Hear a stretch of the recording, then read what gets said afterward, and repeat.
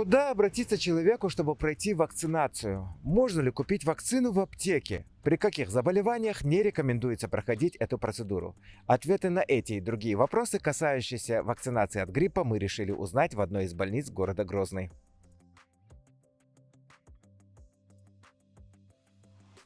В условиях пандемии коронавирусной инфекции COVID-2019 очень важно вакцинироваться от гриппа. Почему? Потому как Всемирная организация здравоохранения предполагает, что есть такая возможность, что одна инфекция может усилить другую. Каждая сама по себе очень вызывает тяжелую вирусную пневмонию, которая может привести к летальному исходу. Две инфекции, усилия друг друга, могут принести очень тяжелый ущерб организму. Естественно, нужно соблюдать предписания Роспотребнадзора и вакцинироваться. Это самая эффективная мера профилактики этих заболеваний. Нет, конечно. За свои 15 лет работы я не встречала ни одного человека, который в какой-то большей мере пострадал бы от вакцинации от гриппа. Самое, что из того, что видела, это нежелательная была реакция в виде местной гиперемии, в виде отека, уплотнения вместо введения вакцины. Все, всего лишь навсего.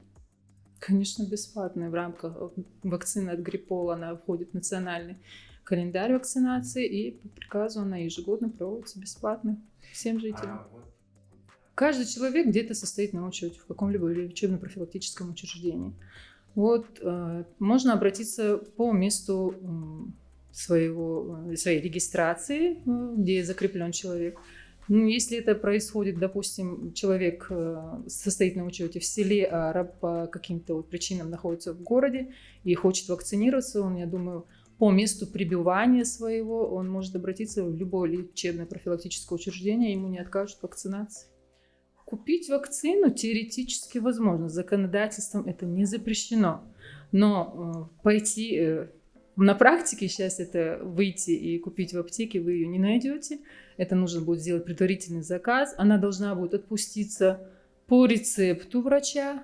И работник аптеки должен обязательно вас предупредить, что она может отпуститься только в термоконтейнере, так как необходима перевозка и хранение вакцины от 2 до 8 градусов тепла.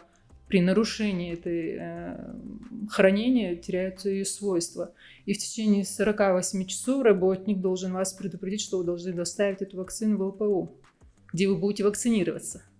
Самостоятельно это, конечно, нельзя проводить. Вакцинироваться самостоятельно это небезопасно. Человека не должно беспокоить ничего. То есть он не должен находиться в остром периоде какого-либо заболевания. Его хронические заболевания, конечно, не в счет. Не рекомендуется проходить вакцинацию при аллергии, именно вакцинацию от гриппа, вы имеете в виду, при аллергии на куриный белок. Это раз. При обострении хронического заболевания, в остром периоде любого воспалительного заболевания не рекомендовано делать вакцинацию.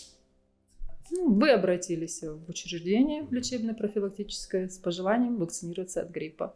Доктор должен вас опросить, осмотреть, в стандартные процедуры осмотра, в которых входит термометрия, аускультация, перкуссия, пальпация. И это проводится для того, чтобы выявить у вас на момент обращения противопоказания к вакцинации. Если таких врач не обнаружит, вас вакцинируют. Со скольки лет можно делать вакцинацию и до какого возраста? С 6-месячного возраста для детишек, и до старости.